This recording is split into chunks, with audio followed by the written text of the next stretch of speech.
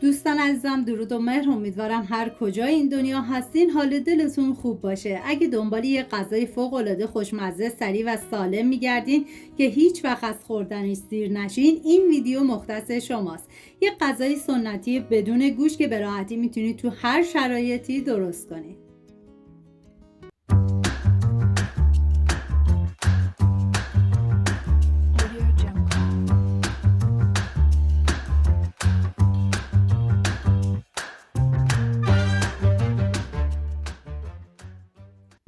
130 گرم نخود که معادل یک پیمانه پلوپزی میشه. از شب قبل خیس کردم، چندین مرتبه آبشو عوض کردم. میریزم داخل قابلمه، 3 لیوان آب جوش بهش اضافه میکنم، زمان میدم تا نخود بپزه.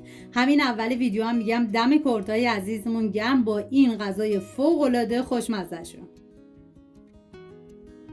1 عدد پیاز رو به صورت نگینی ریز خورد میکنم. این غذا برای 4 نفر در نظر گرفته شده. شما به اساس تعداد نفرات مواد رو کم یا زیاد کنید. من اندازه ها رو هم در طول ویدیو میگم، هم داخل دیسکریپشن نوشتم.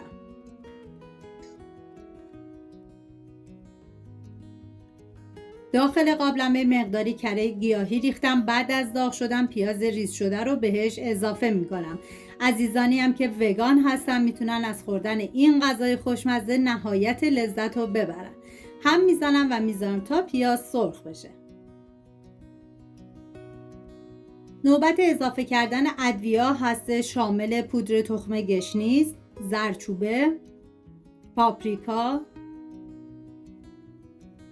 نمک و فلفل سیاه. هم میزنم و میذارم ادویه ها تب بخورن، عطر ادویه ها آزاد بشه. و مقداری هم پودر سیر بهش اضافه میکنم.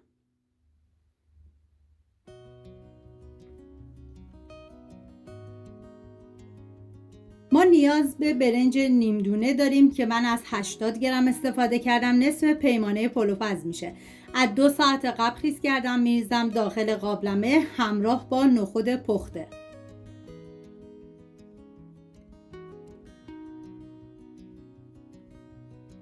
و مقداری آب بهش اضافه میکنم، زمان میدم تا بپزه و لابدار بشه. چون این غذا برنج داره، احتمال اینکه ته بگیره زیاده. در طی زمان پخت چندین مرتبه هم بزنید و اگر دیدین آبش کمه، آب جوش بهش اضافه کنید.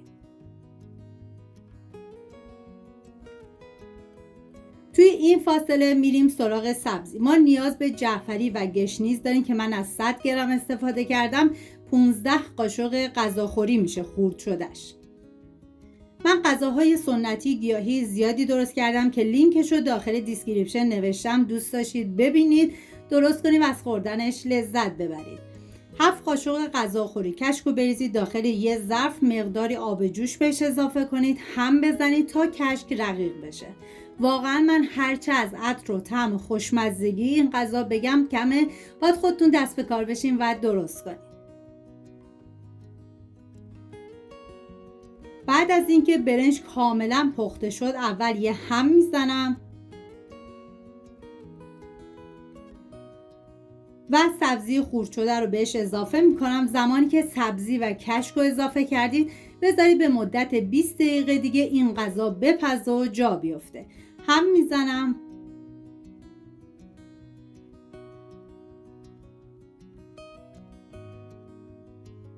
و کشک رقیق شده رو بهش اضافه میکنم. زمانی هم که کشک رو اضافه کردید باید سریع هم بزنید. زمانی که از دور شروع به حباب زدن کرد، دیگه به مدت 20 دقیقه بهش زمان بدید. من توی این مرحله چک کردم، دیدم نمکش کمه، مقداری هم نمک بهش اضافه کردم و بعد از اون بهش زمان میدم.